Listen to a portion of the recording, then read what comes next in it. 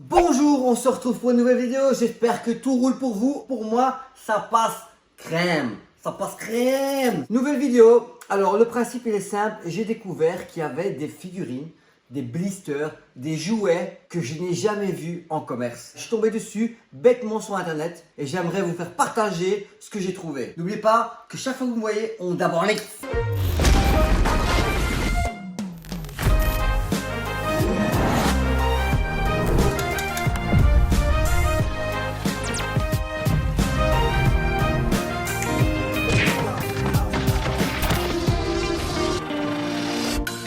Alors, je suis devant l'écran où j'ai retrouvé donc ces fameuses action figures. Je vous les montrer parce que c'est intéressant de savoir que des choses comme ça existent. En tout cas, si c'est des customs ou c'est fait par quelqu'un qui fait lui-même, n'hésitez pas à m'envoyer un petit mail parce que moi je serais super intéressé pour en acheter. Ça commence par du L'arme fatale, Lethal Weapon. Alors on a le petit Roger Murdoch Packaging Blister version Kenner. C'est vraiment sympa. La petite figurine, elle est vraiment plutôt bien réussie. Je vois qu'il y a le logo Mego dessus. Voilà, elle fait 3-4 pouces, une quinzaine de centimètres. Vraiment chouette. Et le packaging est vraiment très beau. Avec cette face, cette cover. Alors, la photo suivante, c'est des Dents de la mer.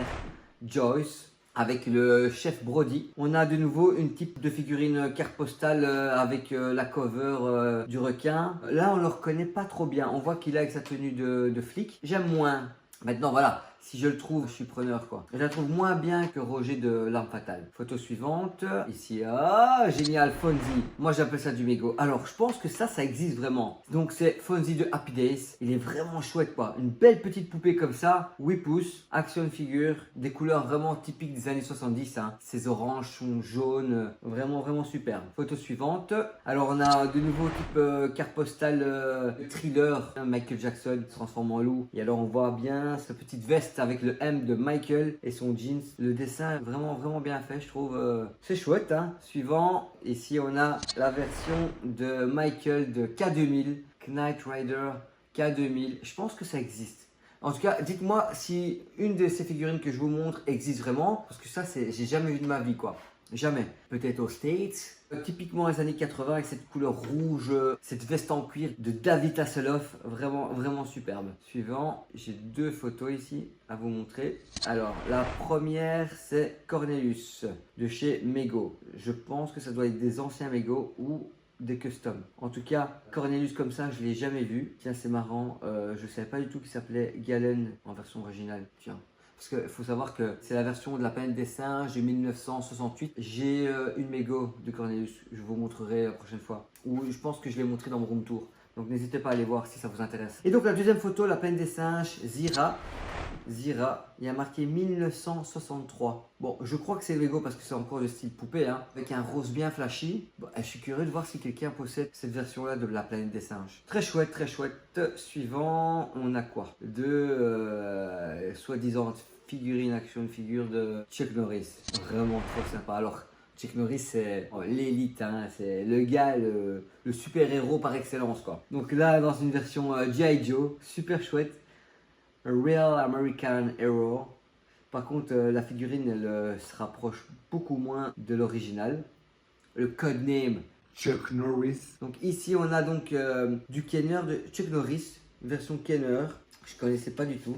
Battle Gear, Chuck Norris Karaté Commando. Il y a même le prix dessus. Enfin, il y a un ancien prix de 22 $. Bon, en tout cas, cette version, elle me plaît mieux que l'autre, la G.I. Joe. Elle est vraiment chouette. Là, je trouve qu'il y a vraiment une ressemblance, Chuck Norris. Qui bat Chuck Norris? Mais personne, hein. Personne n'arrive à sa cheville à Chuck, hein. Un poteau Chuck. Qu'est-ce que t'en penses, Chuck? Tu me regardes, Chuck? Sache que t'es dans le cœur, Chuck. Toi et Van Damme. La classe. Allez, photo suivante. Oh, trop cool. Le packaging Super 7 Kenner de Cobra. Marion Cobretti. Sylvester Stallone. Encore une fois, c'est une petite figurine comme ça. Je vois pas du tout la ressemblance. Ouais, ok, il y a un jeans bleu avec une chemise ouverte noire, des lunettes Aviator, comme dans Top Gun. 3-4 pouces, bah oui, ok, 15 cm. Je me demande si vraiment ce packaging existe. Enfin bon. Suivant. Ah, mon préféré. Celui-là, si vous arrivez à me trouver celui-là, Bloodsport, Frank Dux, ça serait topissime. Il n'y a pas du top, mais c'est du topissime. Vraiment, Bloodsport, tous les coups sont permis. Ah, Mais de nouveau, il y a le logo Mego tout en bas. 3-4 pouces, 15 cm. Frank Dux, le nom, il est dans son kimono. Voilà. Et c'est bien bizarre qu'ils l'ont pas mis torse nu. Parce qu'il faut savoir que Van Damme, il est toujours torse nu. Hein. Alors, Jack Burton, waouh! Alors, ce film-là, il est terrible, hein, vraiment. Et le packaging est vraiment pas mal, hein. On dirait un effet animé avec plusieurs têtes. Ça, je pense que ça doit exister. Hein. Donc, il est là avec son t-shirt et ses accessoires, son téléphone. Oh là là, son couteau. Suivant. Oh, ça il me faut, les gars. Over the top! Bras de fer de Stallone, magnifique. En plus, je pense que ça existe vraiment. Hein. Putain, je pense que genre il fait des coups comme ça ou il fait des coups comme ça.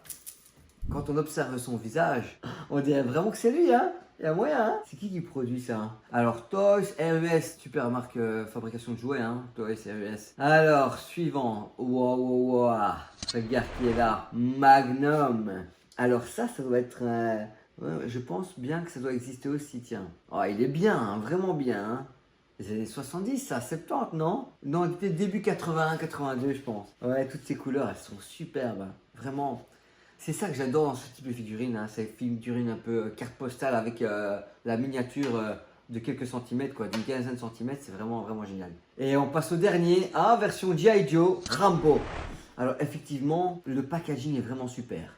On a G.I. Joe, Real American Hero, codename Rambo, un peu comme le Chuck Norris, vraiment superbe. Mais par contre, la figurine, elle craint les douilles. Hein. Vraiment, elle est pourrie.